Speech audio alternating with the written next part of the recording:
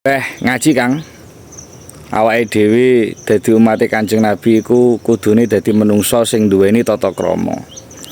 Sebab teng napa Kanjeng Nabi niku piyantun ingkang dikenal paling nggadhahi tata krama ingkang sae.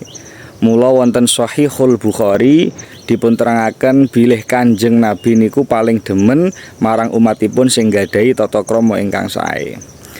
Njur tiyang ingkang nggadhahi tata krama ingkang sae niku dos pundi? Wonten kitab Adabud Dunya Waddin karanganipun Al-Mawardi wonten keterangan wong sing duweni tata krama sing sae tengeripun kapan wong iku atine ayem, njur wong liya melok tenang. Kosok wangsulipun wong sing ora duweni tata krama sing sae tengeripun kapan wong iku atine kemurungsung, boten ayem, njur anane wong iku malah ndadekne sumpeke wong liya.